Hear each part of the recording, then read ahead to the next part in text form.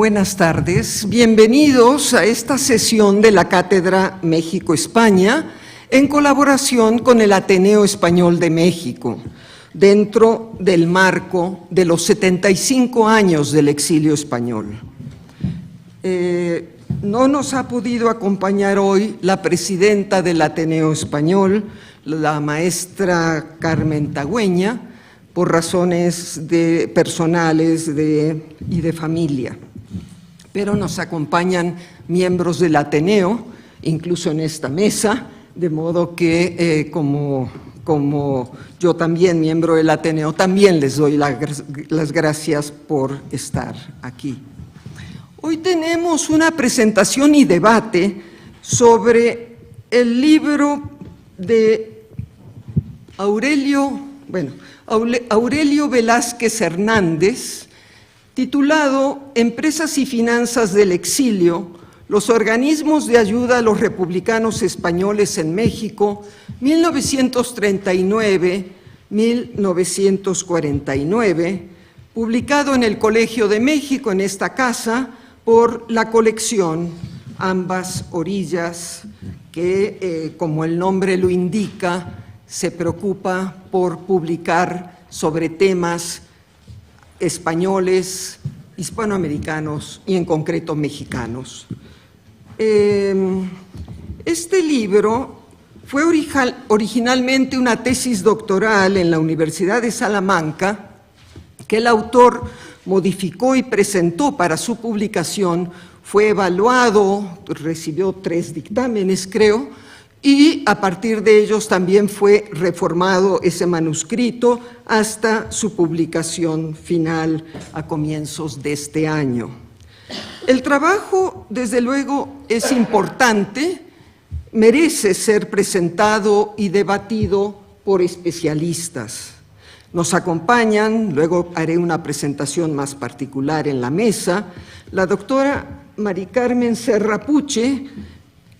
Luego diré los currícula de cada uno, pero ante todo diría que Mari Carmen es hija y nieta del exilio, de exiliados, y uno de sus abuelos, su abuelo paterno, fue un personaje significativo en esta historia, el doctor José Puche. El doctor Jorge de Hoyos, especialista en la historia política del exilio, ha también publicado libro en esta colección, La utopía del regreso, proyectos de Estado y sueños de nación en el exilio republicano en México. Su enfoque será más para tratar y debatir las cuestiones políticas del libro, porque no hay finanzas sin política finalmente, y supongo que eso lo sabemos todos. El doctor Ángel Herrerín, de la Universidad Nacional de Educación a Distancia, como el doctor de Hoyos, ha estudiado en un libro que creo que fue pionero en el tema, los dineros, las ayudas al exilio en la posguerra civil. Su libro, El dinero del exilio, ha sido un hito para de ahí partir a otras visiones y a otros enfoques, como el de Aurelio Velázquez. Han pasado ya 75 años del final de la guerra civil y el comienzo del exilio. El tiempo y la distancia permite a los historiadores investigar, repensar y debatir la historia, alejados ya de las pasiones y los dolores de la guerra. De esto se trata esta mesa. Esta presentación y debate se propone explorar el pasado desde la perspectiva del investigador sine ira et studio, como decían los clásicos, y discutirla y debatirla sin las armas de la guerra, sino con las herramientas del conocimiento. Gracias, Aurelio, por prestarse al debate. Gracias a los 3 comentaristas por acompañarnos.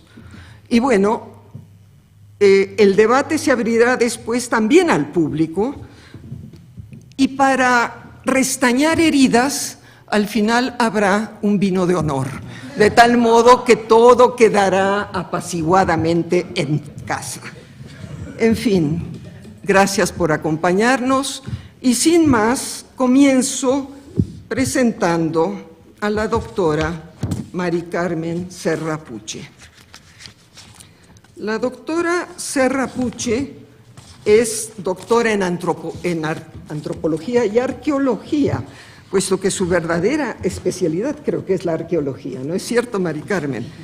Es miembro del Instituto de Investigaciones Antropológicas de la Universidad Nacional Autónoma de México, pertenece al Sistema Nacional de Investigadores en el nivel 3, ha tenido muchos cargos académicos, ha sido directora del propio instituto, también directora del Museo Nacional de Antropología, ese gran museo mexicano, y coordinadora de humanidades en la universidad. En la actualidad es representante de la universidad en la Cátedra del Exilio Español, y entiendo que mañana empiezan 3 largas jornadas sobre el exilio en la Universidad Nacional. Ha dirigido y ha participado en múltiples proyectos de investigación arqueológica. No los voy a citar todos, pero sí quiero señalar que ella llevó a cabo la excavación del sitio arqueológico de Xochitecatl y Cacaxtla, en el estado de Tlaxcala. Ha publicado numerosos trabajos extensamente en revistas y en ediciones de México e internacionales. Y sin más, creo que le damos la palabra. Mari Carmen, bienvenida. Muchas gracias. A ver, ¿te puedo pasar? Sí.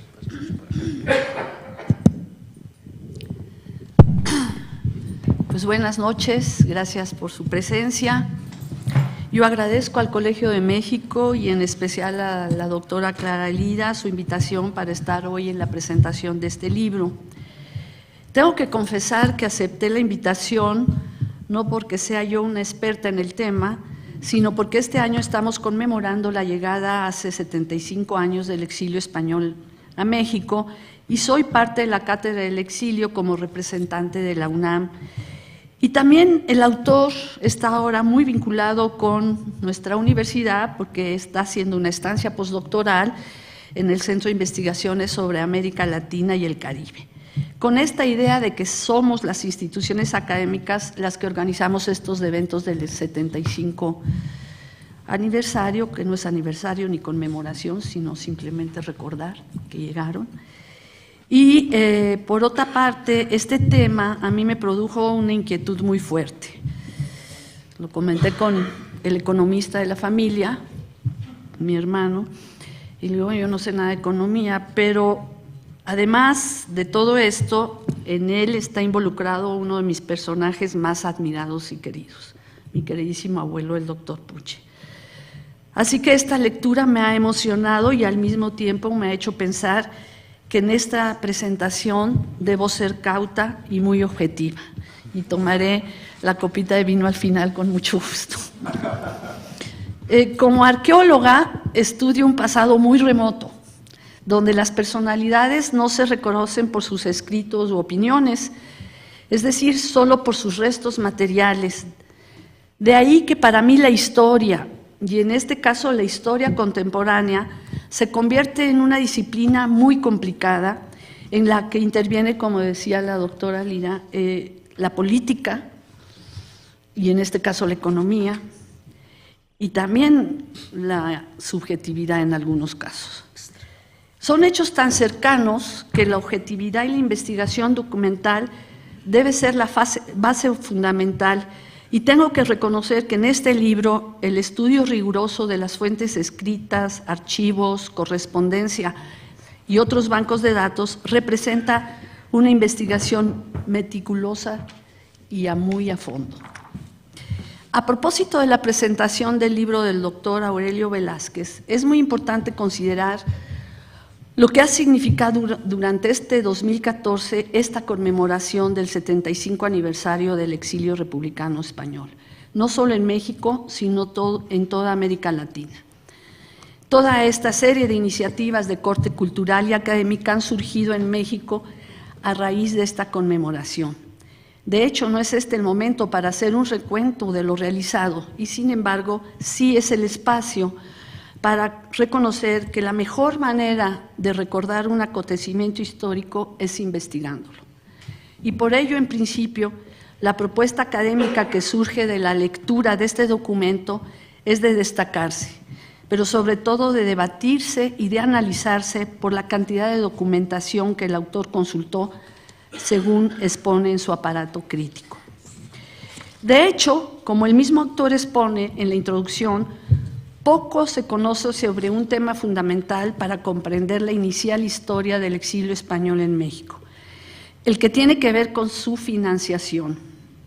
Quizá por la reciente apertura de archivos de gran valía o porque simplemente no se habían consultado fuentes de primera importancia para este tema. Y eso nos hacía no conocer con detalle un fenómeno que involucra a prácticamente todas aquellas personas, políticos y científicos e intelectuales que mantuvieron un cargo de responsabilidad administrativa durante la Guerra Civil y el exilio. Estos científicos e intelectuales se enfrentaron por primera vez a la labor de coordinar organizaciones de ayuda y administrar empresas que desafortunadamente, como vemos, no tuvieron éxito debido a una serie de circunstancias que son estudiadas en este libro. No está de más recordar que una pléyade de científicos, filósofos, escritores, médicos, fisiólogos, biólogos, incluso algunos de ellos, 7 para ser exactos, que habían sido rectores en universidades españolas durante la República, se convirtieron de un día para otro en empresarios, directores, gerentes, que compartieron con otro grupo de exiliados, eso sí, más experimentados en la política española de la mitad del siglo XX, la responsabilidad de distribuir las ayudas a los exiliados. ¿Cómo se distribuyeron las ayudas? ¿De qué manera sirvió ese subsidio para que se establecieran cientos de familias españolas que no pudieron regresar a su país? Y por último, una pregunta central que surge de la lectura del documento: ¿qué condicionantes impuso el gobierno mexicano para que permitiera una serie de operaciones y transacciones y en ocasiones hasta sirviera de aval para la ejecución o conversión de valores, oro, joyas y hasta alguna obra de arte que fueron resguardados por el gobierno del presidente Negrín aún durante la Guerra Civil en previsión de la salida de cientos de sus compatriotas? Aunque ciertamente la guerra y el exilio lo padecieron todos los españoles, se debe reconocer que en medio de estas dolorosas circunstancias deberíamos valorar en su debida proporción el papel que por un lado desempeñaban políticos experimentados que habían ostentado cargos durante la etapa republicana. Baste leer algunas de las cartas que envió el doctor Puche a Negrín o a Méndez Aspe, donde se ve que les es muy difícil organizar la financiación de empresas, fábricas, haciendas, y más difícil aún nombrar directivos cuya formación profesional era de físicos, químicos, filósofos, historiadores, que aún teniendo una voluntad férrea de servicio a los ideales republicanos, no pudieron sacar adelante el trabajo financiero. Sin embargo, esta serie de interrogantes pueden conducirnos a reconocer de qué manera esas finanzas del exilio republicano sirvieron en gran medida para ayudar a los exiliados. Es decir, la utilización de los recursos se acabó convirtiendo en un elemento vital para el establecimiento de personas que no podían regresar a España y también para el funcionamiento de instituciones como la Diputación Permanente de las Cortes, que funcionó con recursos de la JARE. Ahora bien, queda claro que el autor arroja luz sobre un tema fundamental para entender el proceso, el papel del gobierno mexicano en el capítulo dedicado a la Comisión Administradora del Fideicomiso para Ayudas a Republicanos Españoles, CAFARE. Pues sobre ello conocemos muy poco, salvo referencias generales y eso sí, detalles muy específicos en el trabajo del doctor Ángel Herrerín, dedicado a la Jare, en el que salió a la luz el asunto de la ocultación de un fondo que resguardaba Prieto en Estados Unidos, lo que propició la desconfianza del Ejecutivo mexicano en agosto del 42 y que, según Herrerín y Velázquez, coadyuvó a la intervención mexicana a los fondos de la Jare en el mes de noviembre del mismo año. En todo caso, muy necesario sería conocer qué fue lo que realmente motivó la injerencia mexicana en el asunto de los fondos republicanos, pues pareciera que más allá del afer que mantuvo Prieto con el Ejecutivo mexicano en el verano del 42, había elementos de más peso específico: el desarrollo de la guerra mundial y la política panamericana impuesta por los Estados Unidos. Recientes interpretaciones ponen de manifiesto que más allá de la política que pudieron emprender tanto Cárdenas como Ávila Camacho, existió una línea oficial de Estado que explica claramente el nulo reconocimiento mexicano al franquismo y el espaldarazo inalterable a la República en el exilio, sin importar quién fuese el presidente en turno.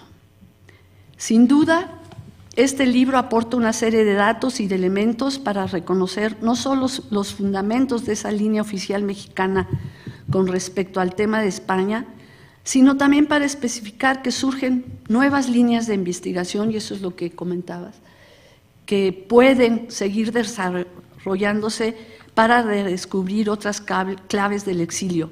Por citar algunas, la de los contactos masónicos entre los republicanos españoles y el oficialismo mexicano, y otras como las que plantean aquí, el de la financiación de los recursos, o algunas más como la histórica posición de México ante el franquismo durante la Segunda Guerra Mundial, o el protagonismo de México en los foros internacionales, en buena medida por sus condenas al nazifascismo en general y al franquismo en particular.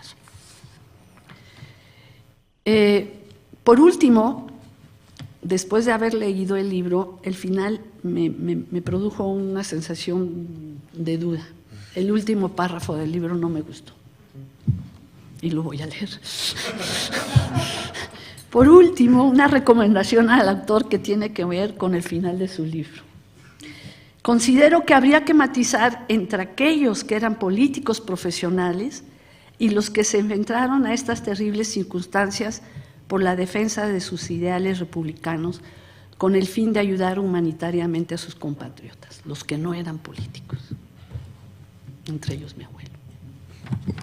Lejos del esplendor, y ese es el párrafo, lejos del esplendor de las grandes figuras del exilio, nos encontramos una realidad poliédrica, llena de claroscuros, en la que un puñado de responsables políticos se disputaron el control de los recursos de toda la inmigración española.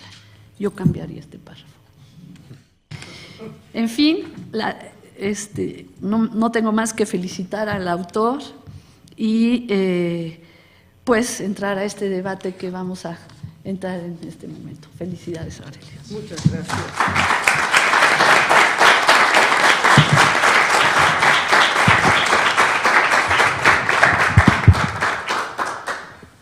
Mil gracias, Mari Carmen Serrapuche, por la presentación. Y ahora toca dar la palabra al doctor Jorge de Hoyos, quien es doctor en Historia y profesor de la Universidad Nacional de Educación a Distancia, la UNED, en Madrid.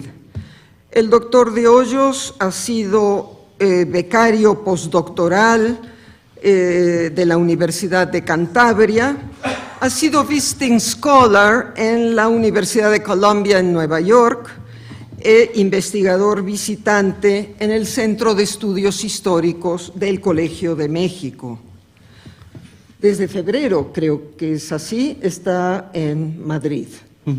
Ejerciendo la docencia. Como dije antes, es autor de este libro, La utopía del regreso, proyectos de Estado y sueños de nación en el exilio republicano español, coeditado por el Colegio de México y la Universidad de Cantabria.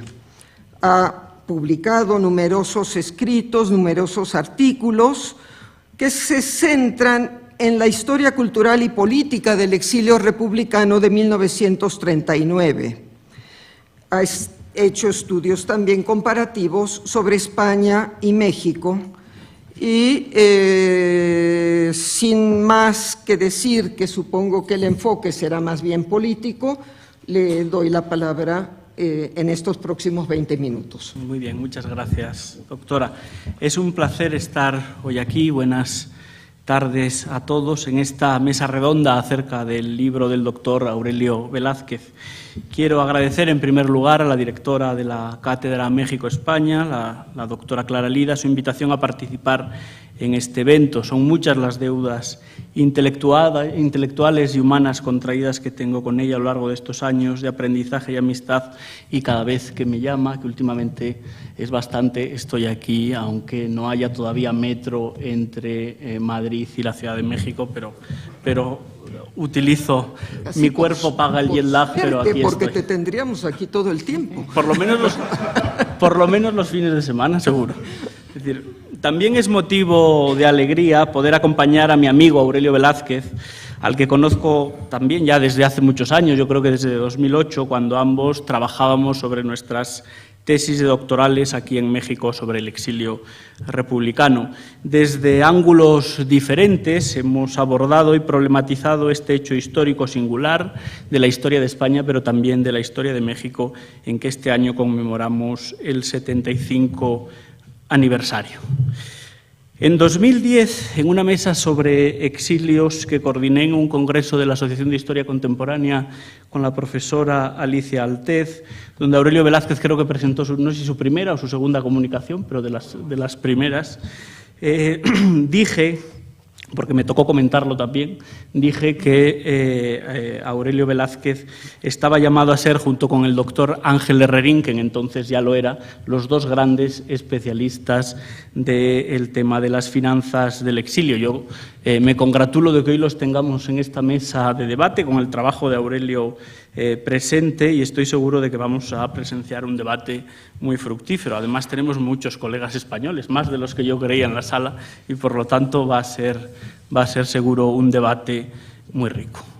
Lo primero que hay que señalar es que es un trabajo de investigación exhaustivo y novedoso, donde el autor demuestra su ingente capacidad para escudriñar fuentes de archivos muy diversos. Aurelio ha recorrido unos cuantos países para realizar su tesis de doctorado, ha visto archivos que se habían abierto recientemente, ha conseguido en ese sentido hacer un trabajo realmente importante. El libro de Aurelio Velázquez sobre las empresas y las finanzas del exilio despeja muchas dudas, pero como todo buen libro, como decía también la doctora Serrapuche, abre nuevas incógnitas, nuevos caminos para seguir indagando sobre el exilio republicano, un tema del que se publica mucho y que parece que se agota, pero yo creo que cada vez encontramos nuevas vías para seguir entrando al tema. Por mi condición de investigador de las culturas políticas del exilio republicano, el trabajo de Aurelio me ha aportado luz en muchos aspectos y también algunas dudas que representan un importante estímulo para seguir trabajando. Como este acto es una mesa de debate y, por tanto, se trata de discutir diferentes aspectos del libro, me centraré en aquellos que considero más polémicos o con los que directamente no estoy de acuerdo. Pero antes quiero resaltar que se trata de una aportación trascendental. Si no, no estaría en la colección Ambas Orillas, si no, la doctora Lida no lo hubiese publicado. De eso tengo clara fe, después de todo lo que sufrí para que publicara mi libro y todas las veces que tuve que reelaborar y reescribir, ¿no? Entonces doy fe de que el resultado es magnífico, deben comprar el libro o deben hacerse con él y leerlo, es una gran aportación. En la introducción del libro, Aurelio realiza una declaración de intenciones en la cual señala la necesidad de despolitizar los estudios del exilio, evitando reproducir posiciones dicotómicas propias de la literatura de combate. Y en eso estamos totalmente de acuerdo. Sin embargo, soy de los que piensa que las cifras por sí solo no dicen nada, que es necesario una interpretación política de la gestión de los fondos, cosa que hace, pero no estamos de acuerdo en la interpretación que él realiza, ya que tanto su origen como su gestión fue esencialmente política. atender de forma más precisa el contexto del país de origen y también de los propios exiliados y las realidades existentes es imprescindible para comprender las acciones humanas. En ese sentido, he de señalar una primera objeción que surge al lector cuando termina de leer el libro por primera vez. Y es que uno encuentra una importante disfunción entre las conclusiones y las apreciaciones e interpretaciones que el autor realiza a lo largo del texto. Estamos básicamente de acuerdo en el sentido de sus conclusiones, donde Aurelio señala abiertamente que el Cetare fue más imparcial y ecuánime en el uso de los fondos que la Jare de Prieto. No parece que quede igual de claro en las interpretaciones a lo largo del libro. Son muchas las equidistancias que marca entre ambos organismos en la génesis y la duplicidad en la gestión realizada. Aurelio nos presenta las dos organizaciones con cierta paridad, como si fueran dos organizaciones al servicio de dos proyectos antagónicos similares que pugnan en igualdad de condiciones. Obviamente, yo no estoy de acuerdo con esa interpretación. El Servicio de Evacuación de los Republicanos Españoles, el SERE, era un organismo dependiente del gobierno republicano, constituido antes del final de la Guerra Civil y contaba con toda la legitimidad de un Estado asediado por el fascismo. El Cetare, como su representante en México, era la única institución legitimada para manejar fondos procedentes del Estado. La creación de la Jare fue fruto del azar, pero el azar en historia también importa y hay que analizarlo y tenerlo en cuenta.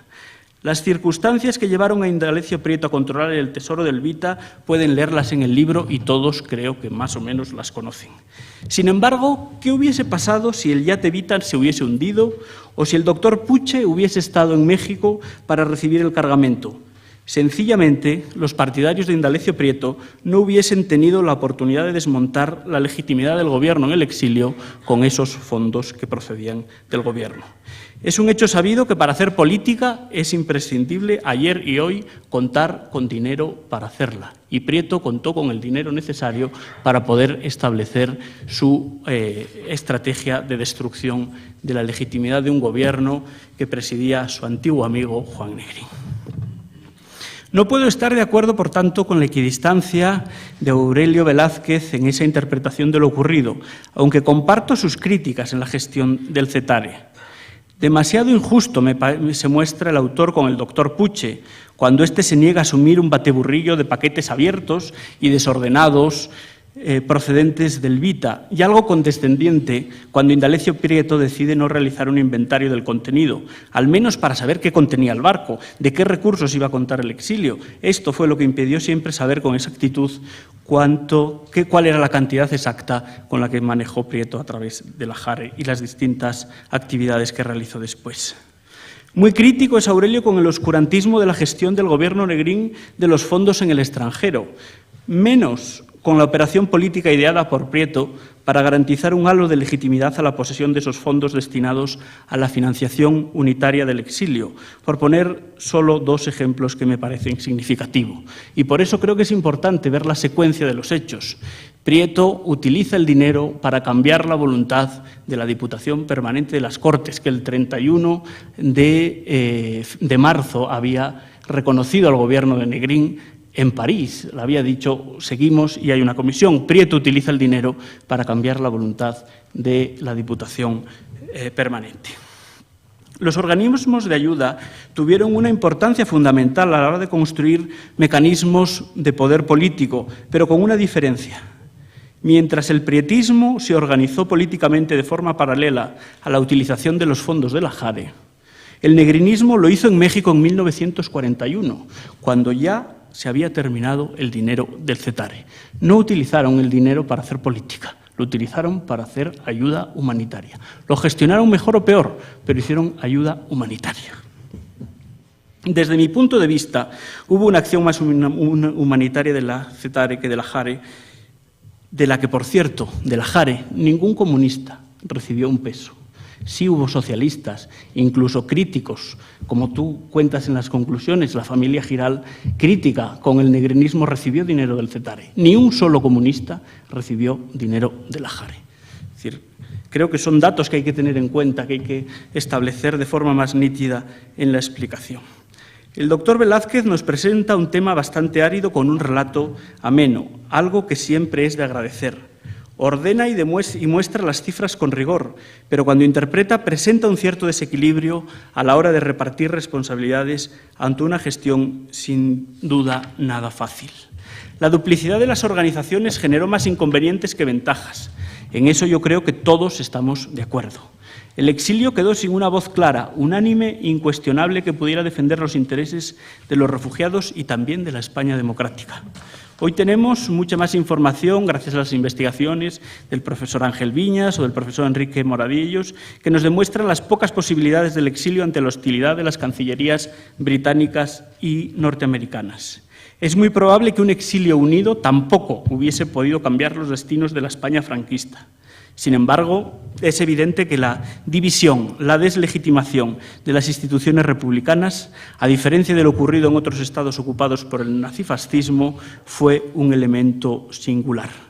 La imagen pésima de los dirigentes republicanos en la Conferencia de San Francisco, divididos e incapaces de dar una voz única de la España democrática, fue un ejemplo palmario.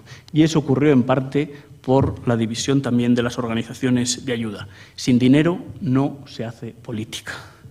Yo no voy a entrar en el debate de las cifras, creo que eso lo hará mucho mejor el profesor Herrerín, aunque sí quiero referirme a algunas cuestiones más sobre las que debatir. El autor se muestra crítico en ocasiones con la falta de habilidad para gestionar los recursos que los responsables de ambas organizaciones mostraron, y es verdad. Pero pasa por alto las profundas dificultades que debieron afrontar en una sociedad como la mexicana, no fácil para hacer negocios, donde los españoles del exilio eran profundamente desconocedores de las claves que rigen esta sociedad. También olvida que tanto los dirigentes como el grueso del exilio que llegó a México venían de protagonizar una guerra y una revolución que había tratado de cambiar el mundo en sentido económico y que puede ser injusto pedir a personas, muchas de ellas que se habían jugado la vida, entendiesen y participasen de la lógica del mercado, del capitalismo mexicano y sus tribulaciones, exigencias que para Prieto eran necesarias. Cuando uno analiza la entrega de cuentas, querido Aurelio, no se puede dar por bueno que Indalecio Prieto mantuviese hasta 1952 bajo su poder más de 4 millones de pesos, ni que fuese bastante que lo dejase en una asociación formada por socialistas. No creo que en esto el historiador no tenga que establecer algún tipo de comentario. Después de la intervención de la JARE del gobierno mexicano, Prieto todavía pudo camuflar esa nada despreciable cantidad y tampoco se vale, como dicen en México, que fuese su sector del partido el que le diese el visto bueno. No hay legitimidad ni de origen ni de ejercicio. ¿Cómo podemos acreditar que no hubo más cuentas a su servicio que no afloraron nunca? Creo que son aspectos a tener en cuenta, relevantes y que podemos discutir. Me quedan algunos más en el tintero, pero los guardo para el debate. A pesar de mis objeciones, que nada tienen que ver con una posición política, yo no soy ni negrinista ni prietista, en la medida en que nací, como tú, en 1982, y que nuestro mundo no es de esta época. Por lo tanto, creo que estas objeciones no quitan en ningún caso que el trabajo de Aurelio sea un gran trabajo y por lo tanto yo quiero dar las felicitaciones tanto al autor, por supuesto, en primer lugar, y también a la doctora Lida y a la colección por haberlo publicado.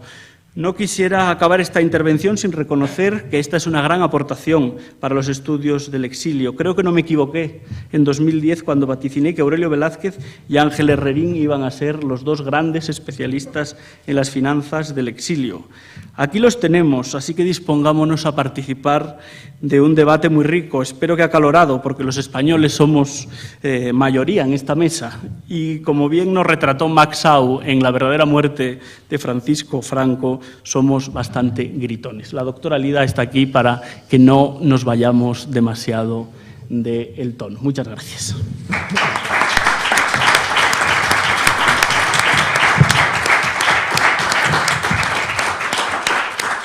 Bueno, estamos ya en pleno debate. No cabe la menor duda que hemos empezado. no con los tiros, sino con la argumentación y la crítica académica e intelectual. Mientras sea así, estamos bien. También le quiero agradecer a Jorge, por otro lado, que haya promocionado la colección y el libro, que por cierto, el libro está a la venta afuera de este salón y como una especie de rito y ritual del Colegio de México, al finalizar la mesa rifaremos 5 ejemplares. Algunos de ustedes han recibido un papelito con número, no lo pierdan porque esa es esta Lotería Nacional para la Asistencia Pública es parte del trabajo del colegio. Bueno, en todo caso, paso ahora a presentar al doctor Ángel Herrerín, profesor también de Historia Contemporánea en la Universidad Nacional de Educación a Distancia en Madrid y de la Fundación Ortega y Gasset de Toledo.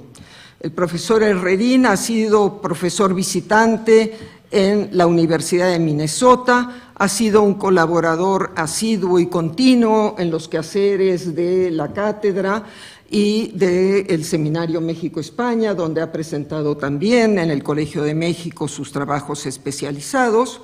Él comenzó centrándose en el estudio de la CNT durante el franquismo, en la clandestinidad y en el exilio, sobre el cual publicó un libro, obra que fue finalista en el Premio Nacional de Historia otorgado por el Ministerio de Cultura de España.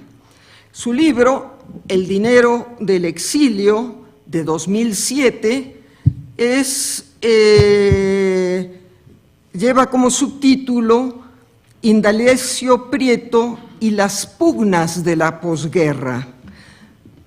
Y recientemente ha publicado de nuevo, volviendo a sus estudios sobre el anarquismo, Anarquía, Dinamita y Revolución Social, Violencia y Represión en la España de Entresiglos. Tiene otras publicaciones, tiene otros conocimientos, más igualmente importantes, pero creo que Ángel Herrerín está hoy aquí precisamente, como se ha indicado, para el debate sobre las finanzas, los dineros, los manejos de esos dineros en el exilio español. De modo que, sin más, le damos la palabra. Gracias, Ángel. Tienes con este micro me vale. Bueno. Te voy a bajar un poco para que se oiga mejor. Muy bien. Buenas tardes. En primer lugar, es obligado agradecer a la profesora Clara Lida pues el que hoy esté aquí. Agradecerla. Siempre que lo hago públicamente no puedo por menos que reconocer que mi labor investigadora tiene mucho que ver con Clara Lida, porque siempre me ha abierto puertas, me ha planteado dudas tan sumamente importantes como para haber avanzado, para intentar por lo menos avanzar en mi investigación. Así que, dicho una vez más, muchas gracias, Clara. Y, como habrán podido observar, la presentación de este libro es un poco atípica, ¿no? O sea, no parece que es la típica reunión en la que vayamos a decirnos que es un libro maravilloso, es un libro excepcional, abre una nueva faceta y tal. Parece que no es esto para lo que nos han traído aquí, sino que los han traído para que haya algún debate por otra cosa que me parece verdaderamente fundamental, ¿no?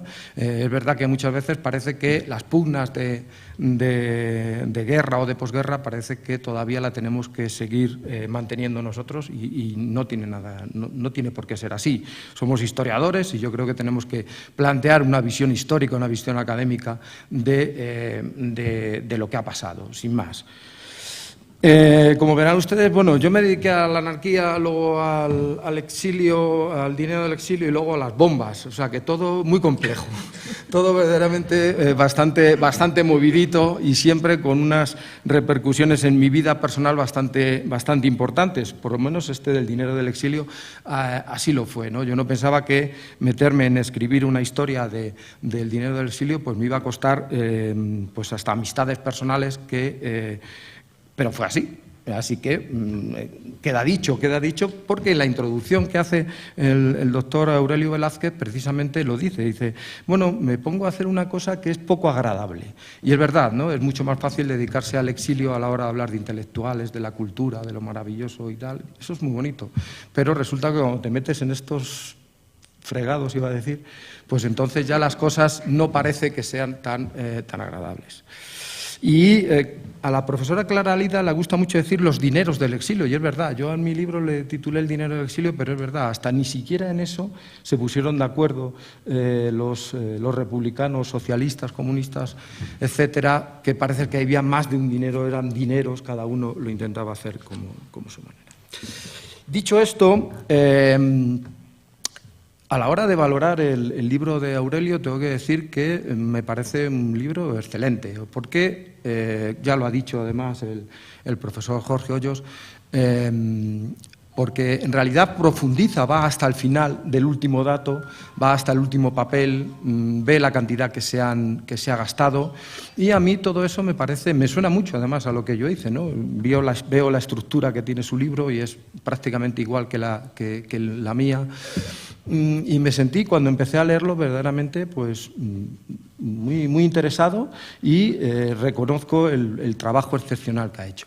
Tengo que decir que la primera parte de su libro a mí es la que más me ha gustado. La parte que habla del Cetare, creo que yo no pondría ninguna objeción, ¿no? Yo quizá aquí discrepo algo de lo que ha dicho el profesor Jorge de Hoyos, ¿no? Porque habla como si el Cetare en algunas cosas hiciera las cosas mejor que la Jare. Yo la verdad es que a la hora de leer el libro de Aurelio, yo conocía algo del Cetare, pero no había profundizado, ¿no? Pero lo cierto es que yo, según iba leyendo, iba diciendo igual que la Jare, igual que la Jare, igual que la Jare, igual que la Jare, igual que la Jare. Así me pasé prácticamente todo el libro. Hay una cosa al final que discrepo y ahora la voy a decir. Pero la verdad es que yo toda la situación que vi en el Cetare, es decir, cómo gastan ese dinero, el amiguismo que hay, el partidismo, el elitismo a la hora de repartirlo, la hora de los embarques, quién meten en los barcos, cómo se pagan todas esas cosas, qué pasa con las empresas, ¿se devuelve o no se devuelve ese dinero? ¿Se justifica, se rinde cuenta al final de todo eso? Yo la verdad es que no he notado una diferencia grande, por lo menos con la investigación que ha hecho Aurelio Velázquez, de la que hice yo en su momento. A mí me parece que prácticamente es todo muy parecido. Dicho esto, cuando pasé a la segunda parte del libro, a la parte de la Jare, pues fue quizá cuando empezó a chirriarme un poco el libro, ¿no?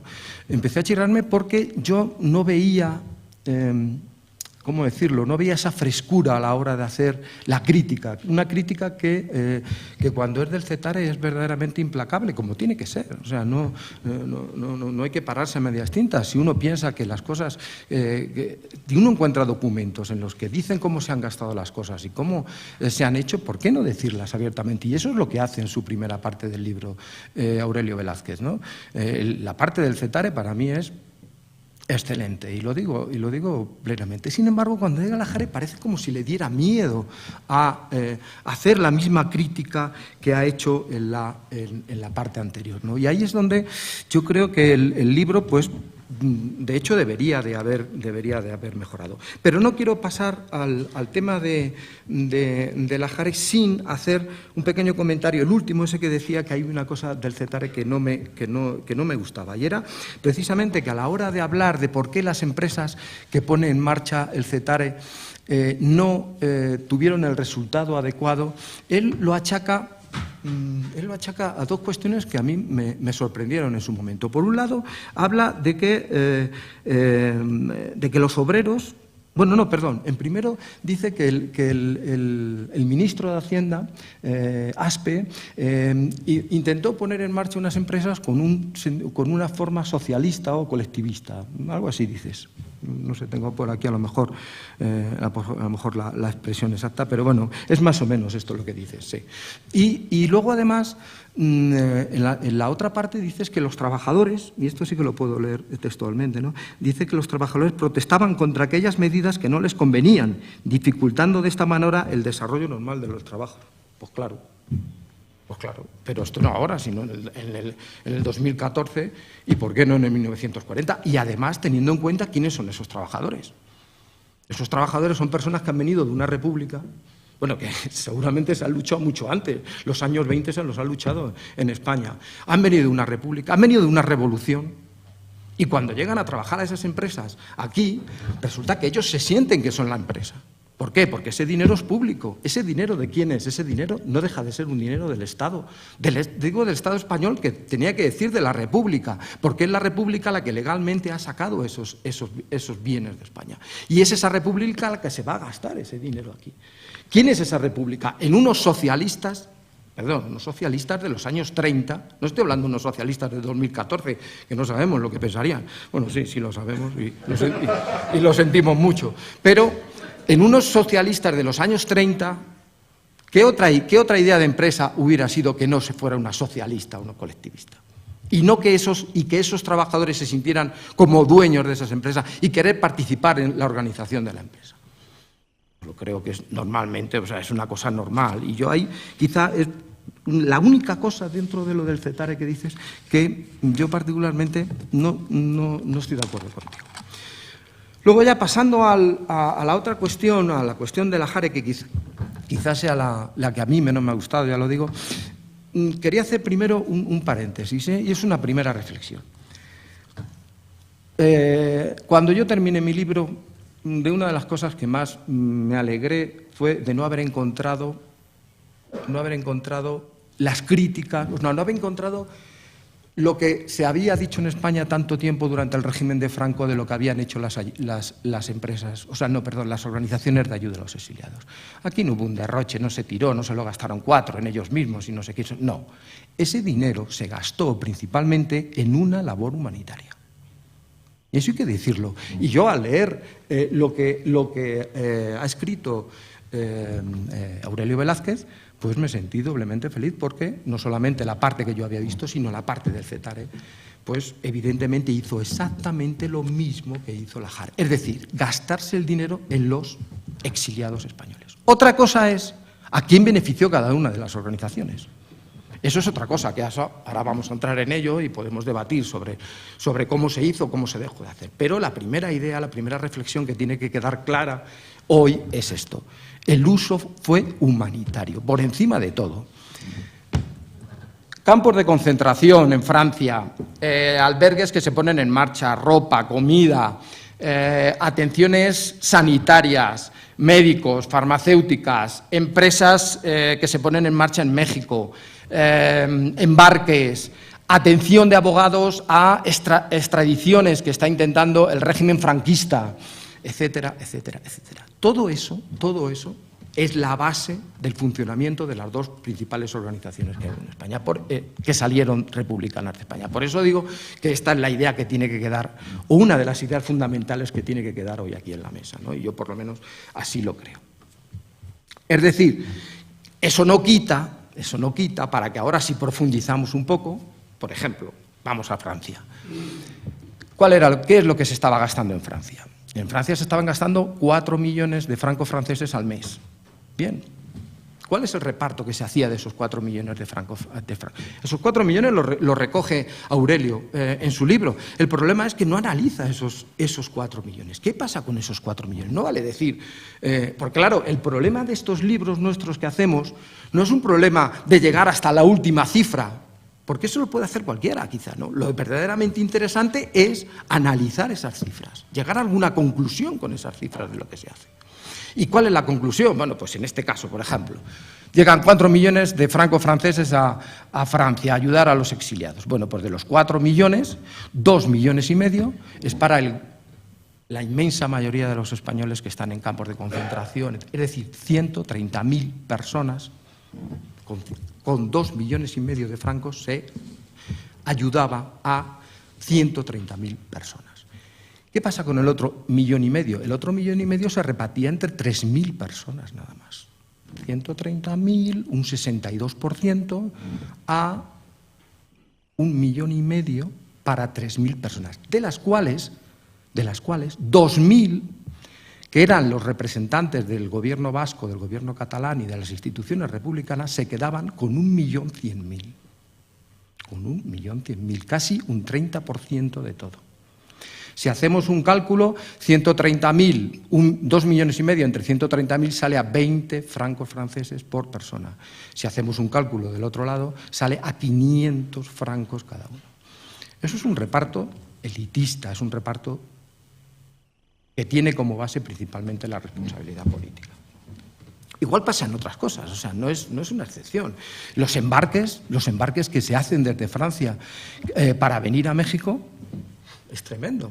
Pero bueno, tanto el SERE como la JARE, yo creo que es una cuestión. Yo lo de la JARE, lo del SERE no lo he estudiado, pero si uno coge cualquier libro, bueno, es evidente de que cuando organiza las expediciones el SERE, los principales beneficiados son negrinistas y comunistas.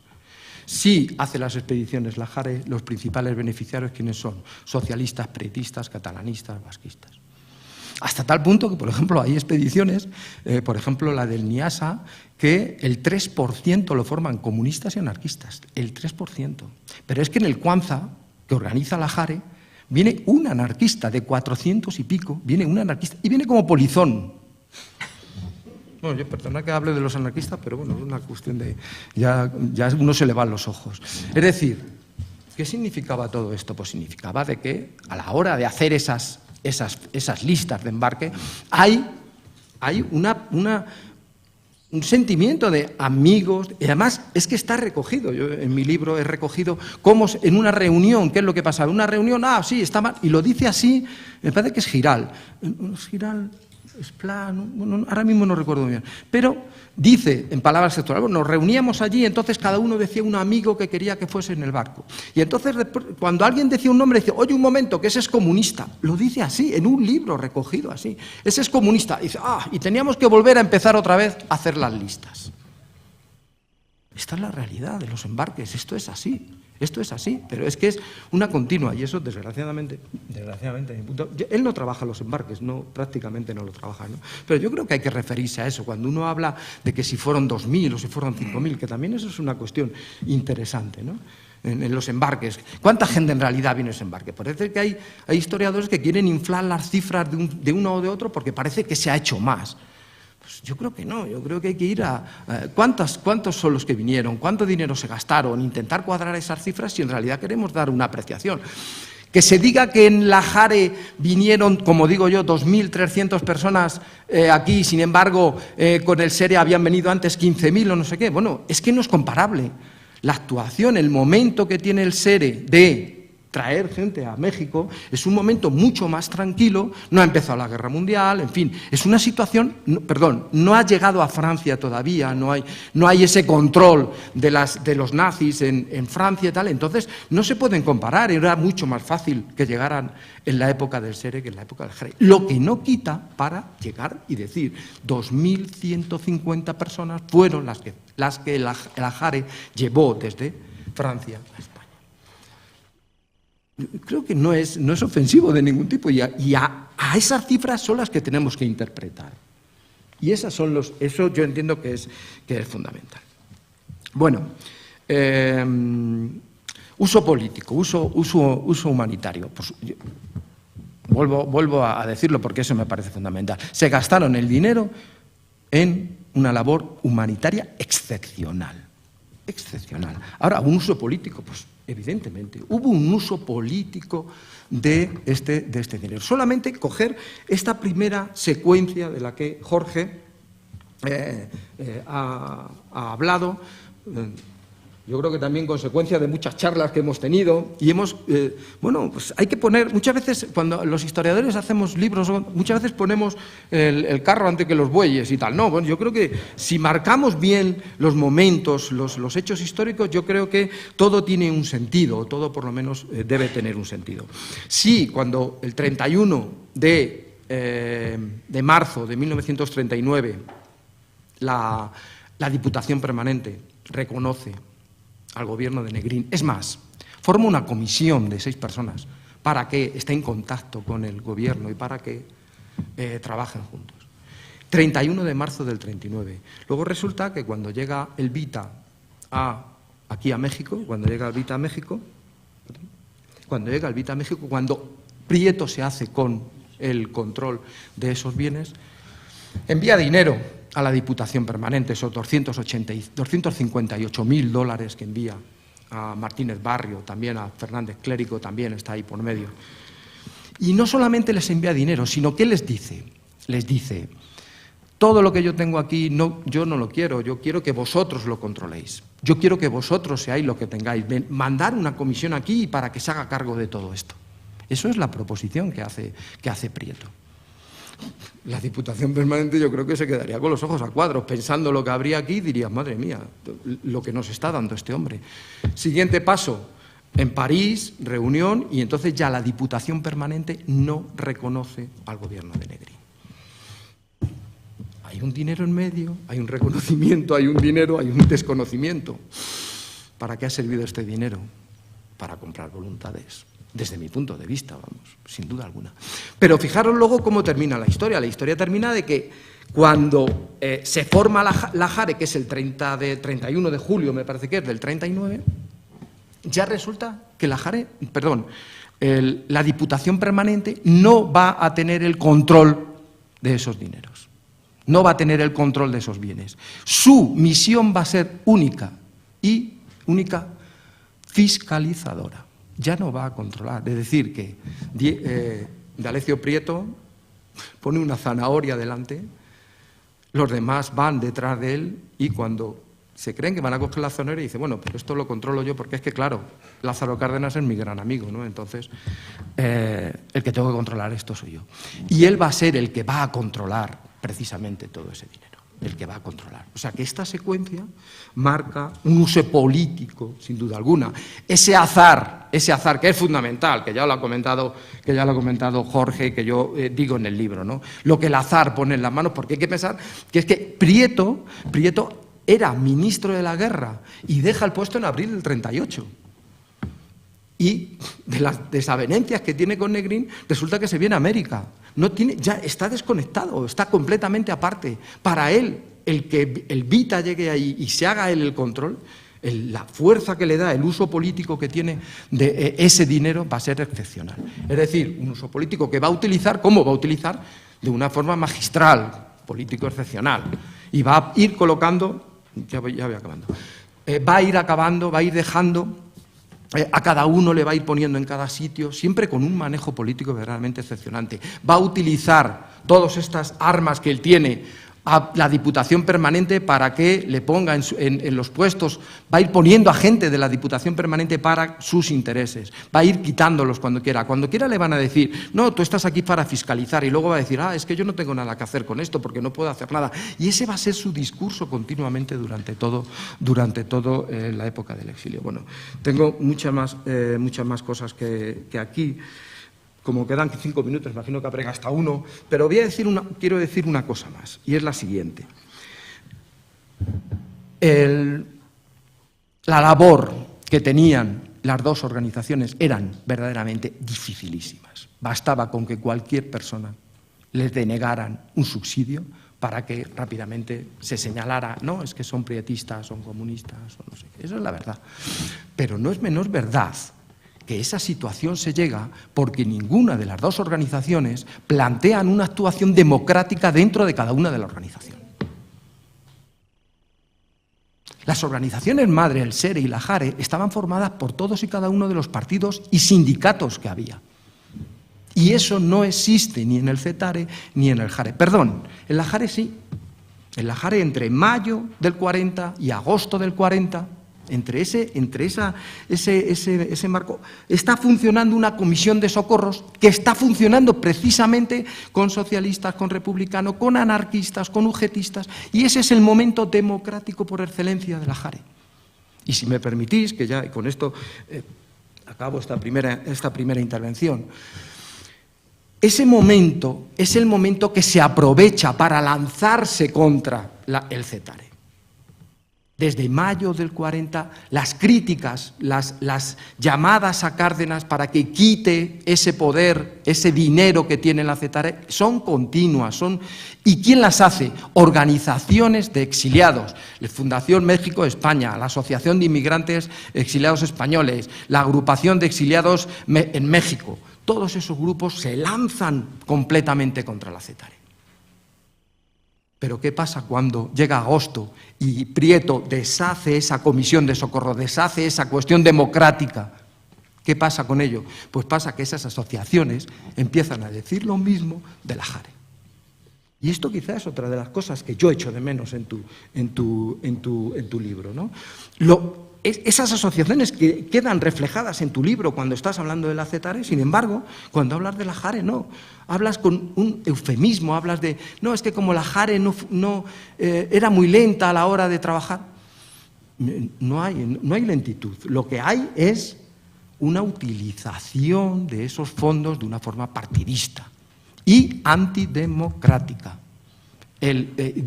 Prieto se hace con el control de esos fondos y los va a utilizar y los va a usar políticamente. Bueno, luego ya hay más cosas. Pero... Bueno, gracias.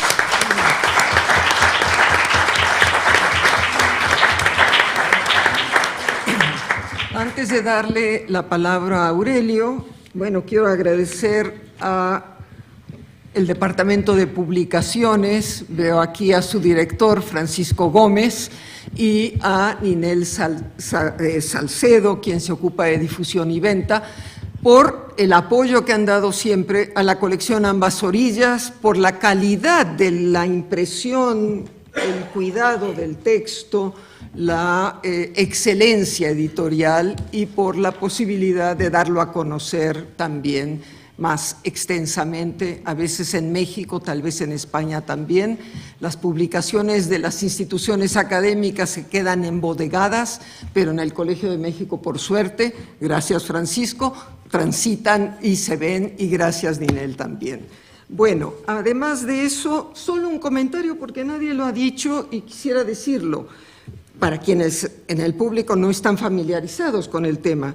Pero creo que tenemos que decir que el exilio en México, al menos el exilio en México, fue muy plural. Muy plural, que entre 1939 y 1950, según los datos más sólidos ya a partir de investigaciones directas en las fuentes de relaciones exteriores, de gobernación, de inmigración, sabemos que llegaron unos 17.500 adultos, es decir, mayores de 15 años, sin contar a los niños, lo cual puede hacer que el total entre niños y adultos del exilio en México llegar a unos 22, 23 mil personas. Eso hay que tenerlo en cuenta. No fue un exilio masivo como el de Francia, pero fue, fuera de Francia, el exilio más numeroso que se recibió más allá de la frontera de los Pirineos, digamos.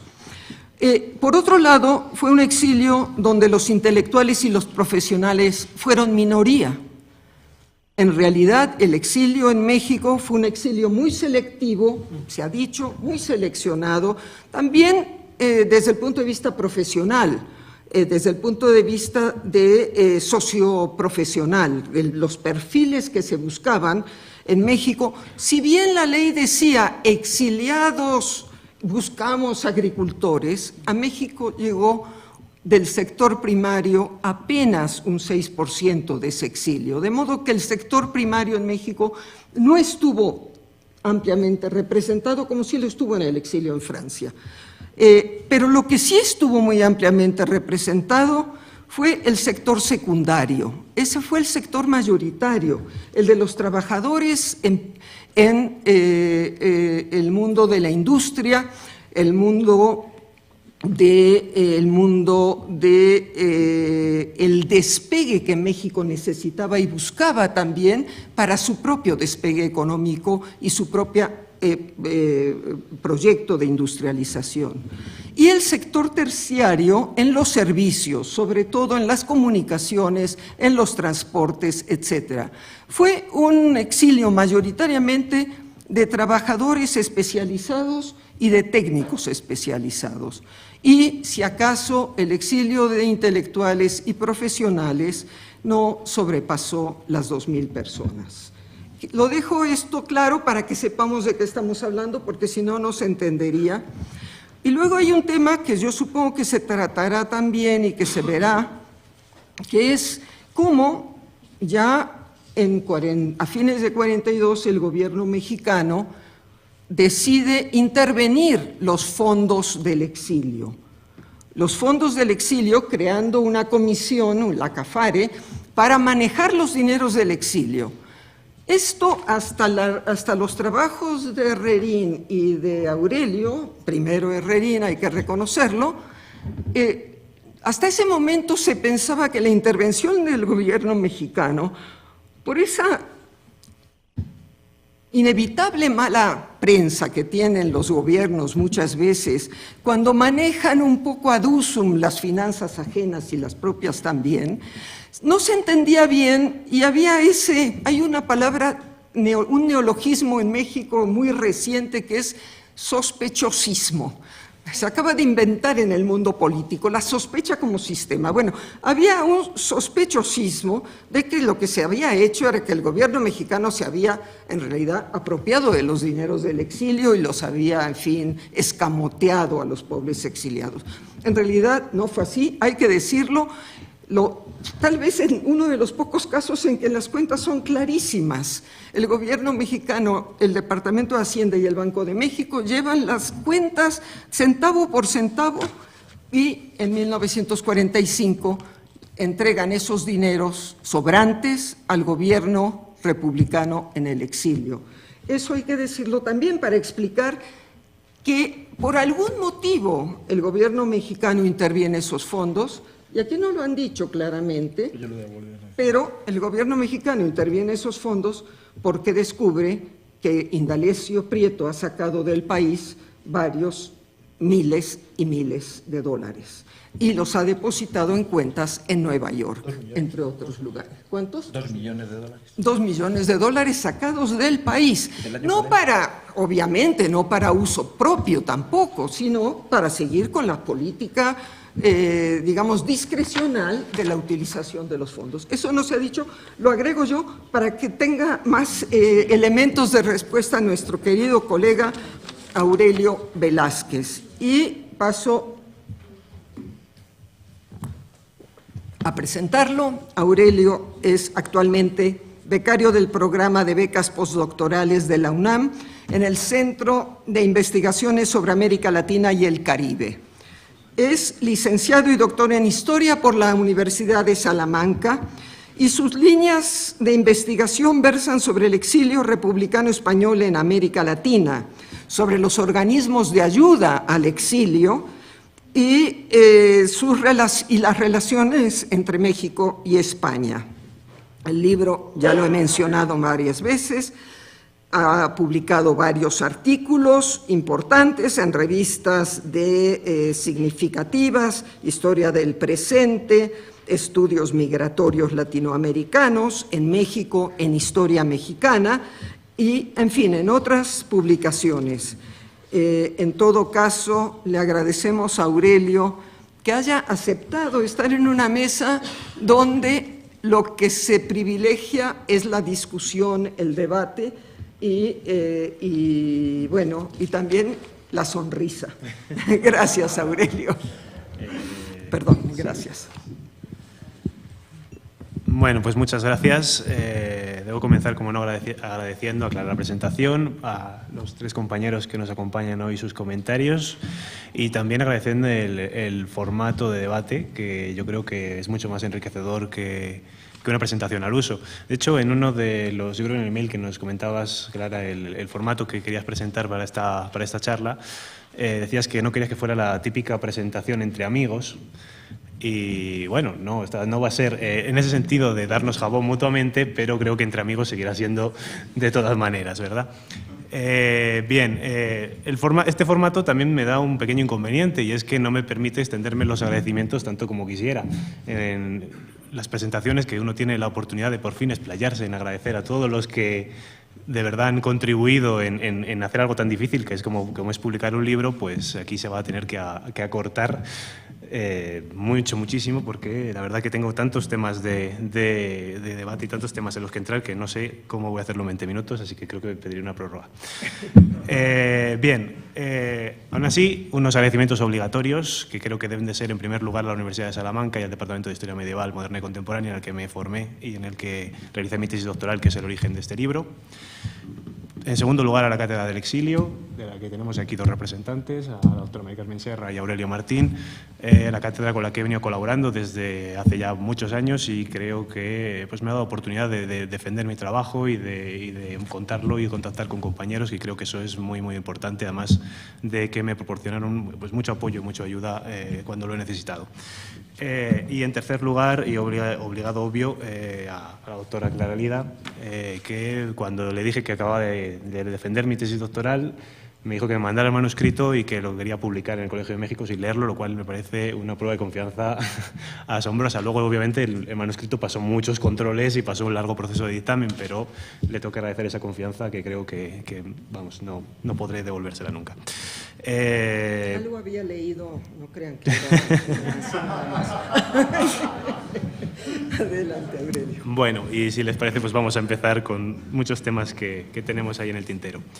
Bien, lo que voy a hacer es remarcar algunos de los aspectos fundamentales, de los factores fundamentales que han determinado, yo creo, la dinámica de funcionamiento de estos organismos de ayuda, y de paso, en eso pues voy a intentar a entablar debate con algunos de los puntos en los que nuestros compañeros y yo no estamos de acuerdo, o que me han mostrado que tienen ciertas dudas. Bien, pensaba darle otra estructura, pero lo voy a cambiar y voy a afrontar directamente, empezar por lo más jugoso, lo más relevante. Bien, yo suelo marcar como hay tres factores fundamentales que influyeron o determinaron la actuación de estos organismos de ayuda. Y el primero de ellos que voy a señalar es precisamente de lo que hayamos venido hablando en esta mesa, que es el conflicto, el debate, el enfrentamiento entre Indalecio Prieto y Juan Negrín. Un enfrentamiento que parte quizás de una desavenencia personal, ya lo ha señalado también Ángel Herrerín al hablar de la salida de Indalecio Prieto del Ministerio de Defensa en el 38, pero que trasciende mucho más allá de ese enfrentamiento personal para convertirse en una oposición entre dos formas de comprender la política antifranquista. Sin lugar a dudas, este enfrentamiento, o el resultado de este enfrentamiento, fue absolutamente nefasto para los intereses del conjunto del exilio. Y que eso creo que estamos todos de acuerdo. Los intereses generales de la migración se vieron muy perjudicados, pues la división de los fondos disminuyó la efectividad de las ayudas que pudieron otorgarse y aumentó el riesgo de fraudes y de ocultación. Así como también profundizó las heridas que ya se habían abierto desde el final de la Guerra Civil, reproduciéndose esta división en todos los niveles en el seno del exilio, de tal forma que yo creo que en cierta medida, y eso lo digo también en el libro, acabó por incapacitar a los exiliados para emprender proyectos comunes durante la primera etapa del exilio. No obstante, al comenzar mi investigación, era perfectamente consciente, y eso creo que también lo hemos marcado, de que, y lo digo en la introducción, de que antes o después acabaría por toparme con la eterna dialéctica de enfrentamiento entre negrinismo y prietismo. Y mi intención era afrontar este estudio desde una perspectiva académica y, por tanto, tratar en todo momento de evitar un posicionamiento de ningún tipo, manteniendo en todo momento la equidistancia. En este sentido, creo que hay que comprender, y lo digo también, yo creo queda bastante claro, que estos organismos de ayuda, tanto el SERE como la JARE, fueron, creo que los defino claramente en el libro, como herramientas políticas al servicio de dos proyectos diferentes de oposición antifranquista en el exilio. De esta manera, el SERE-CETARE, en su filial en México y tal, fue un instrumento, como digo, de legitimación por parte del gobierno de Juan Negrín una vez perdido el territorio nacional. Se trataba de defender la necesidad de la existencia de un gobierno en el exilio como prolongación de la legitimidad de las instituciones de la República, y al que le quedaba aún la tarea de auxiliar a los refugiados. Y en este sentido, al definirse propiamente como una continuidad del Estado, pues se intentó ser lo menos sectaria posible en ese sentido, porque el haber infligido esta ecuanimidad pues hubiera interrumpido, hubiera discutido su propio discurso. Y en ese sentido, pues lo señaló Jorge, a lo mejor en eso estamos de acuerdo. Por el contrario, la JARE fue una herramienta política creada por Indalecio Prieto con el fin de acabar con esta supuesta legitimidad del gobierno de Negrín. Destruir cualquier pretensión de mantenimiento de las estructuras estatales de la Segunda República y buscar una nueva unidad que permitiera hacer oposición al franquismo una vez purgados los sectores que, según esta idea, estaban manchados por la influencia del comunismo durante la guerra. De esta forma, que en un contexto de preguerra fría, pues podía ofrecer garantías a las potencias de la órbita capitalista. Bien. ¿Por dónde iba yo? Aquí. Bien, en mi opinión, y en esto voy a entrar en amplio conflicto con lo que, como comenta mi amigo Jorge de Hoyos, debemos entender estos organismos, tanto el SERE como la JARE, como dos, como digo, instrumentos políticos al servicio de dos diferentes proyectos de oposición antifranquista al exilio. Y su labor en este sentido pues, está en gran medida lastrada por los intereses partidistas. Pero creo firmemente que no debemos dejarnos arrastrar, como lo ha hecho la mayor parte de la literatura sobre este tema, a la antigua dialéctica de oposición entre Prieto y Negrín. En términos históricos creo que no es relevante, cuestión que sí nos señalaba Jorge, la cuestión de la soberanía, la cuestión, perdón, de la legitimidad. Ambos proyectos tenían argumentos y a favor y en contra. He traído, por ejemplo, un fragmento de las memorias de Pablo de Azcárate, un personaje muy ligado a Negrín y creo que para nada sospechoso de prietismo, en que decía que la tesis de la continuidad legal de la República y la legitimidad de su gobierno en el exilio eran una ficción resulta innegable. Pero no hay que olvidar que hay ficciones que han desempeñado un papel muy importante en el derecho y la política.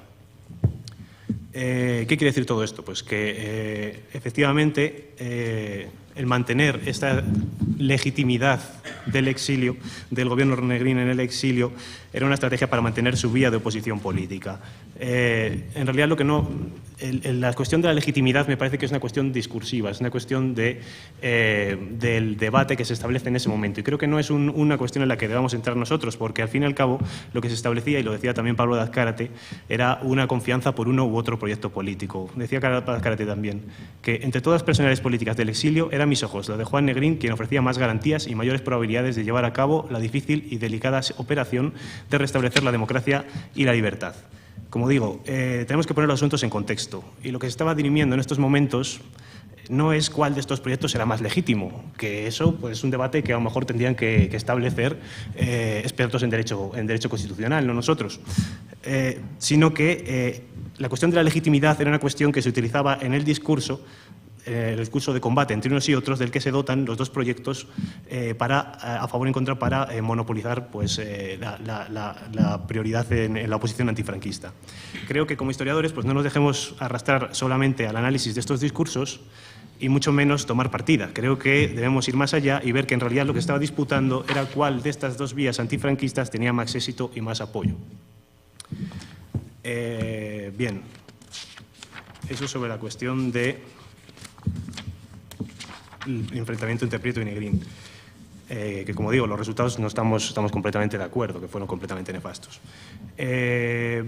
Sobre otros factores que determinaron la actuación de estos gobiernos, de estos organismos de ayuda, creo que, y no lo hemos mencionado, más que la doctora Mari Carmen Serrapuche es la única que ha mencionado brevemente, y ahora Clara también, es fundamental, totalmente esencial, la actuación del gobierno mexicano. No podemos entender el desarrollo de estas entidades sin la participación de las autoridades mexicanas. Hay que ponerlo en su contexto, al fin y al cabo actúan aquí en México. Para empezar, desde la propia llegada de los exiliados españoles, el hecho de que Lázaro Cárdenas le abra las puertas del país a la llegada en masa de refugiados españoles, tiene una explicación política, obviamente, tiene un interés político para el gobierno mexicano que le permitía establecer una política de prestigio internacional, que eso creo que ya lo hemos comentado anteriormente, y también marcar líneas de política interior, y al mismo tiempo también tenía, o creía que iban a tener un interés económico, en el sentido de que la llegada de refugiados españoles, pensaba el gobierno de Cárdenas, que podría ayudarles económicamente en tres aspectos fundamentales. En primer lugar, la llegada de colonos que podían ayudar a podían ayudar a los planes poblacionistas que estaba implantando el gobierno de Cárdenas para repoblar zonas despobladas del norte del país. En segundo lugar, la llegada de obreros y técnicos cualificados, que como nos ha señalado Clara, es lo que fundamentalmente se compuso este exilio, podía, y de hecho lo hizo así, dar un salto cualitativo al desarrollo de la naciente industria mexicana por aquellos momentos. Y por otro punto, la llegada de capitales extranjeros que podían o que se creía que realizaran inversiones en sectores estratégicos de la economía mexicana. Bien, los gobiernos mexicanos tuvieron, el de Cárdenas y después el de Vera Camacho, tuvieron muy claros estos principios y presionaron continuamente a los organismos de ayuda para que se pusieran en marcha las inversiones necesarias y se cumplieran estos objetivos.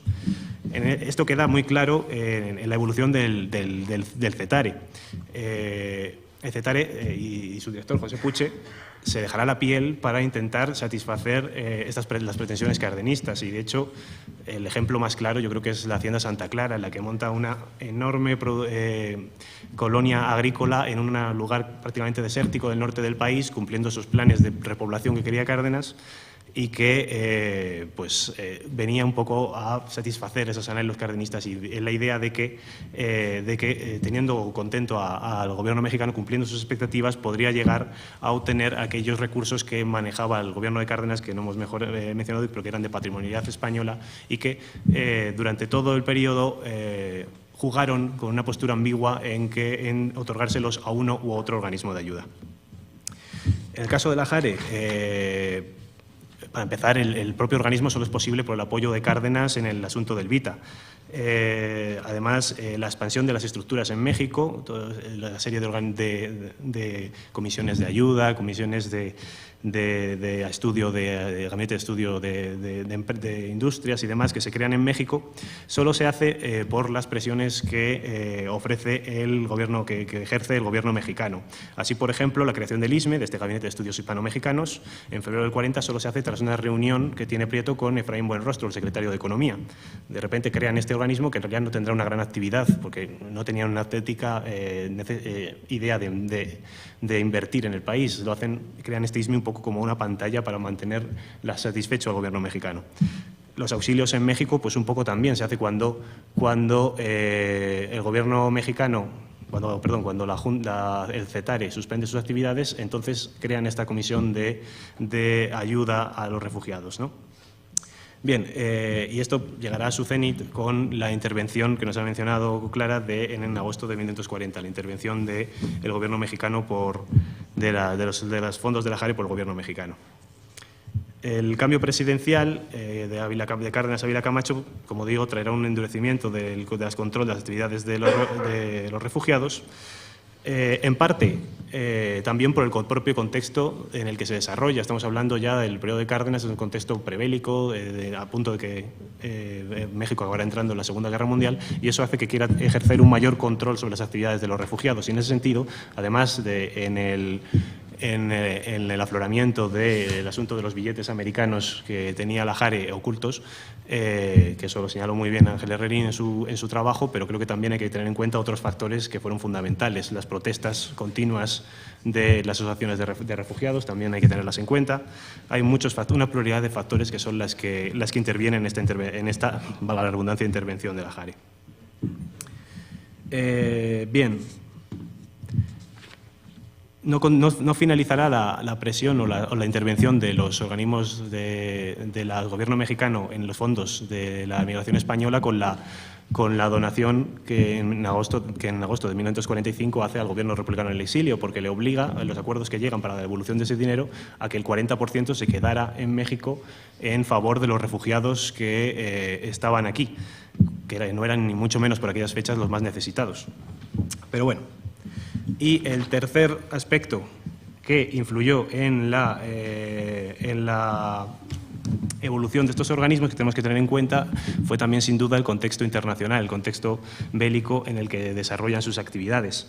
la Segunda Guerra Mundial es probablemente es el peor momento para requerir de la solidaridad internacional. De hecho, el mayor ejemplo lo tenemos en Francia, tradicional receptor de refugiados de todo el mundo, y el tratamiento que dará a los refugiados españoles en los famosos campos del sur de Francia. Además, el contexto económico era complejo para la movilidad de los fondos y las medidas proteccionistas que se van imponiendo en este contexto prebélico dificultan la movilidad de capitales. El reconocimiento internacional de Franco, además, también dificultará estas labores y hará que estos organismos de ayuda tengan que recurrir en buena medida a intermediarios y agentes que entorpecen las operaciones. Es el caso, por ejemplo, de la venta de material aeronáutico o la venta de los productos que se obtienen del Vita, del fundimiento del tesoro del yate Vita, que serán, pues, en cierta medida mal vendidos en un momento en el que el mercado internacional de bienes suntuarios es muy reducido por el contexto de guerra, ¿no? Entonces, las ventas se harán a un precio mucho menor del valor real de los materiales. Bien, y ya entrando en aspectos que hemos señalado. En primer lugar, quería agradecer a Ángel Herring que comente que la mayor parte de los fondos efectivamente se gastaron en labor humanitaria, que me parece que muchas veces perdemos de perspectiva y uno acaba con una perspectiva totalmente desoladora. Pero bueno, Totalmente de acuerdo. es necesario decir y que quede claro que efectivamente, a pesar de todos los problemas, a pesar de todas las disputas, los fondos fundamentalmente se gastaron en ayuda humanitaria. Bien. ¿Qué más cosas? Sobre la organización de empresas, me comentaba también que, pese a que estas empresas, yo criticaba que se habían planteado con un ideal socializante y que las protestas de los obreros que trabajaban en ellas interrumpían un poco el desarrollo de las mismas. Evidentemente no puedo estar más de acuerdo en que tenían todo el derecho del mundo a protestar y a ejercer sus derechos, obviamente. Evidentemente, y además con el bagaje, la tradición política que tenían, pues era evidente. Eso no quiere decir que no interrumpiera y que no dificultara el desarrollo de las empresas, que fue un factor fundamental. ¿Tenían todo el derecho? Sí, pero eran unas empresas, a pesar de los planteamientos iniciales, al final se montaron empresas netamente capitalistas. Había un cierto método final en el que podían recuperar las acciones en las que tal, pero bueno, eran empresas de funcionamiento capitalista en una sociedad capitalista. Y eso, al fin y al cabo, si estaban en huelga la mitad de los días del mes, pues no producían. Eso es inherente que, aunque tuvieran todo el derecho del mundo, no benefició al desarrollo de las empresas. ¿Qué más? Sobre los gastos de la JAR en Francia, comentabas que mayoritariamente se habían gastado en ayudas a los políticos, a un porcentaje muy pequeño de la población exiliada en Francia. Sí, efectivamente aquí tengo el cuadro en el que aparecen las cantidades reflejadas y creo que queda bastante claro. O sea, no sé si hay algún comentario específico y tal, pero evidentemente si hay un 61% que se gasta en el conjunto de los refugiados y el 30 a 40% restante se gasta en el mantenimiento de las instituciones políticas del exilio, pues es evidente, es claro que es así. O sea, no hace falta hacer una lectura muy, muy compleja para entenderlo. Los embarques desde Francia, sí, también. En algún momento digo que la JARE trae unos 5.000 refugiados con destino a México. Ahí entran tanto los 2.300 que señalo, además reflejo en una tabla precisamente las cuentas que aparecen en tu libro. Aparecen esos 2.300 que vienen desde Francia, más los 2.000 y pico que se repatrian desde la República Dominicana. Que, bueno, hay que tenerlos en cuenta. No son solo desde Francia, sino también desde República Dominicana. Entonces, por eso se redondean 5.000. Y sobre el uso político de los organismos de ayuda, estoy no puedo estar más de acuerdo. O sea, lo dicho, es una cuestión de conceptos. Son instrumentos políticos al servicio de unos fines concretos y de unas formas de oposición al franquismo. Y lo que hay, pues, es, como digo, una pugna entre dos vías diferentes de oposición al franquismo. Y de momento me dejo muchas cosas, pero de momento no se me ocurre y podemos seguir en otra ronda de debate. Bueno, yo creo que para no alargar demasiado esta sesión, que ha sido intensa y muy interesante, vamos a dar la posibilidad a los miembros de la mesa de intervenir en otra segunda ronda. 3 minutos nada más, porque he prometido que también se abriría al público el debate, si alguien tiene que comentar o cuestionar, y que haya desde el público 3 intervenciones breves y luego puede cada cual responder. ¿Alguno de ustedes? Yo voy a ser Jorge, ¿le puedes pasar, por favor? Tus 3 minutos, Jorge, ¿eh? Bueno, la verdad es que como han podido comprobar ustedes, Aurelio es un auténtico especialista en este tema y la verdad que siempre nos abruma. Yo al final sé un poquito de lo mío y solo le voy a plantear la cuestión de la equidistancia, que creo que es importante. Es muy reduccionista establecer que la visión de la división es solo Prieto-Negrín. Hay muchas más cosas detrás que Prieto y Negrín. Hay una serie de culturas políticas diferentes. Yo no diría que es un enfrentamiento Prieto-Negrín. Es decir, hay un Estado que sale al exilio y hay un Estado que no podemos decir, es que no tiene legitimidad. Es decir, no podemos decir eso, no podemos dar la legitimidad a la Diputación permanente de las Cortes, que es un órgano delegado que solo tiene función fiscalizadora. La Diputación de las Cortes no tiene función legislativa porque esa la tienen las Cortes en pleno. No podemos establecer eso. Con esa lógica, el franquismo, si no hay un Estado, el franquismo podía haber reclamado como lo hizo, había que haber devuelto el dinero al Estado español. El dinero, ¿quién está legitimado si no hay un Estado?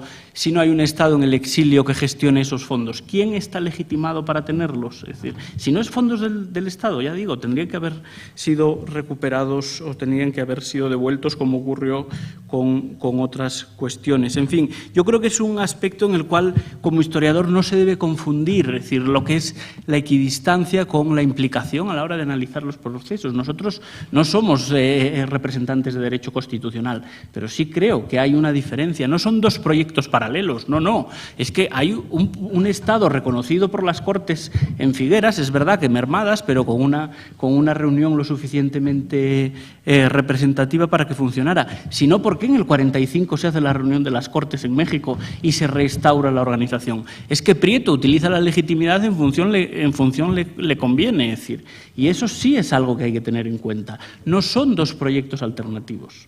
Es decir, hay un proyecto que colisiona con el Estado, que fractura de forma evidente una línea clara que podía haberse mantenido con el reconocimiento de algunos Estados, en fin. Es decir, no se entiende sino porque luego se va a esa reunión de las Cortes del 45. Pero así todo, felicidades y prometo no hablar más. Bueno, Ángel, por favor, luego responde y luego vienen las preguntas del... perdona. Sí, no, ya le había preguntado si quería intervenir, no creas. Bueno, no sé si en 3 minutos me puede dar tiempo. Bueno, como vengo de tan lejos, a lo mejor un poquito más. Ni modo, no los gastes. Bueno, con relación a lo de las autoridades mexicanas, yo creo que es obligatorio decir algo. No solamente Cárdenas. Ávila Camacho, que yo creo que está fatalmente tratado por la historiografía, a mí no me da la sensación de que tenga, como muchos historiadores dicen, ansias de quedarse con el dinero. Yo no lo he visto, la verdad. Hasta tal punto que cuando él entra en enero del 41 a tener su gobierno, saca el decreto del 41 que quiere hacer una fiduciaria con una mayoría de mexicanos sobre españoles. Y sin embargo, al final, echa marcha atrás y va a crear esa misma fiduciaria, se va a crear con 3 españoles y 2 mexicanos. Es decir, que Prieto va a seguir haciendo lo mismo. ¿Dónde están las ansias del gobierno mexicano con hacerse con el dinero? Es más, se le va a dar, cuando van a intervenir las cuentas en noviembre del 42, van a tener 10 millones de pesos y cuando dejan el dinero al gobierno republicano, dejan 12.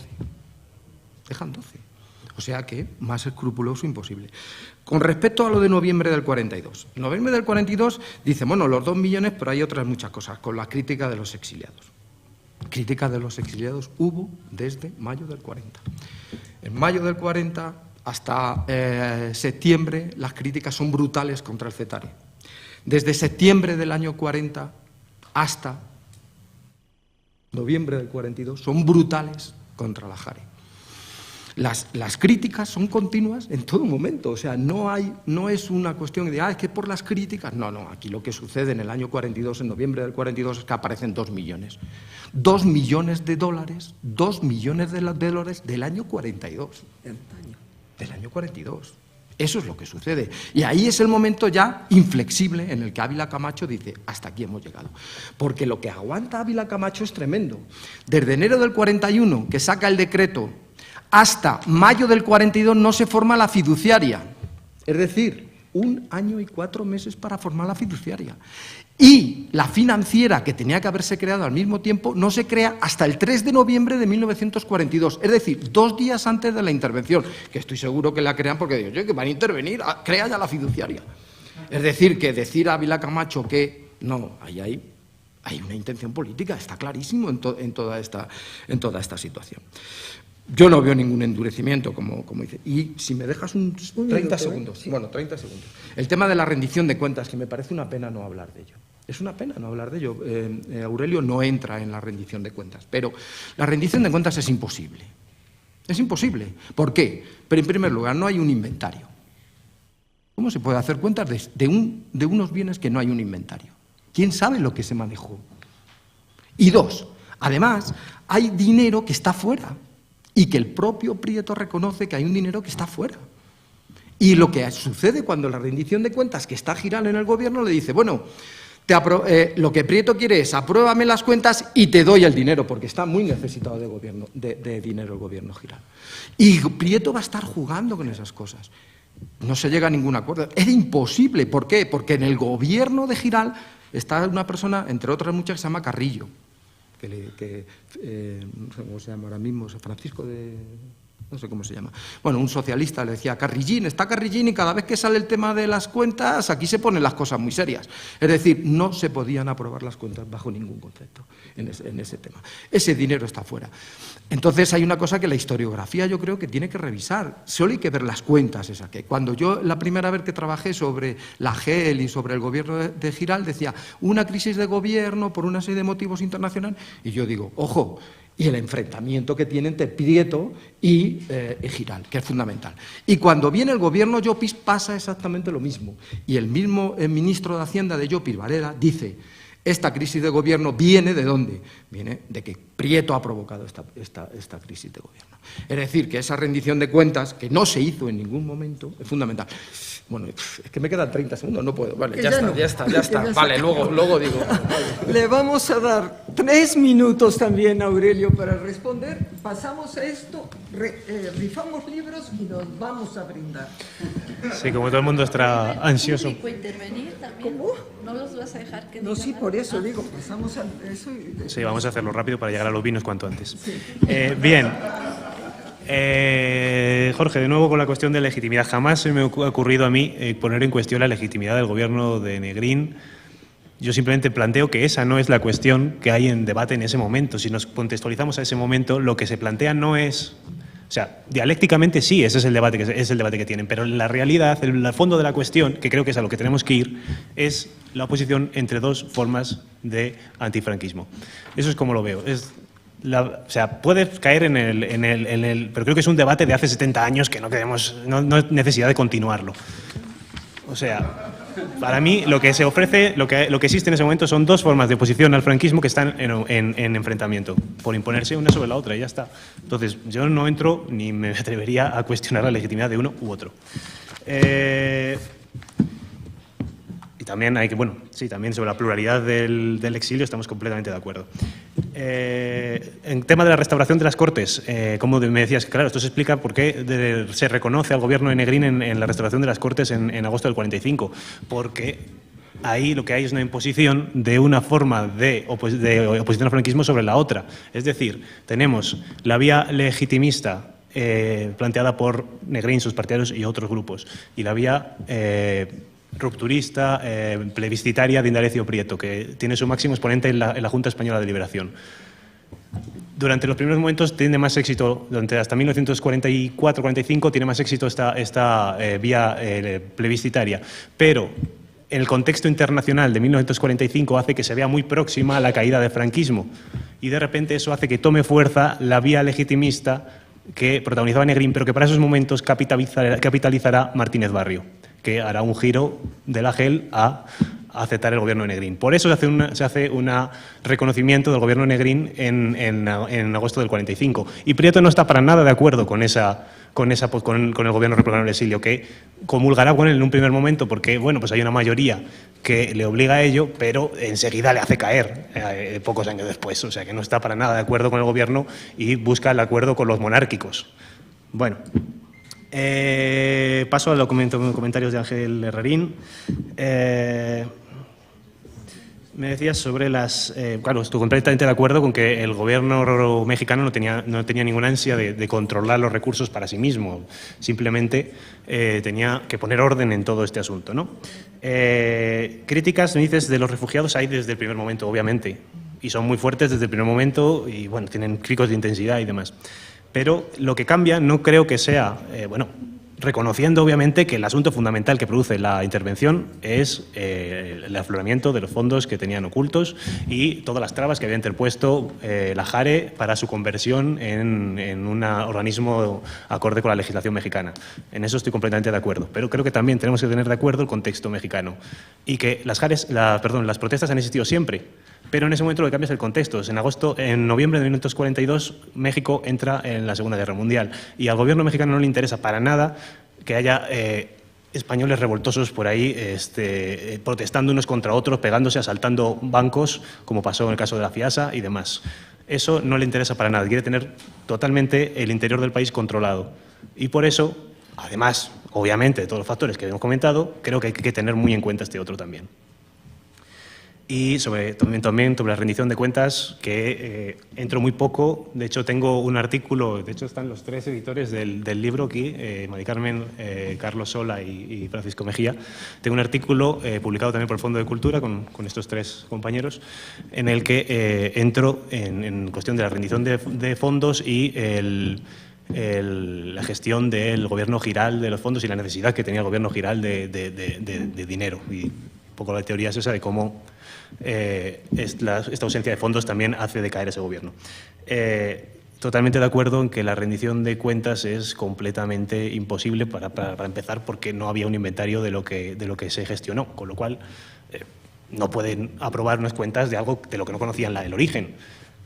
De hecho, Indalecio Prieto tampoco aprueba en 1940 las gestiones hechas por Gonzalo Zavala, el subsecretario del Banco de España, que había administrado cantidades en Estados Unidos y que le dona a Prieto, a la JARE, vamos, y que le exige también una rendición de cuentas. Gonzalo Zavala quiere que se la aprueben, pero Prieto se niega porque no conocía la cuantía inicial de los fondos. Por ese mismo principio no puede pretender que se apruebe, por mucho que extorsione con fondos que tiene guardados y que cree que puede.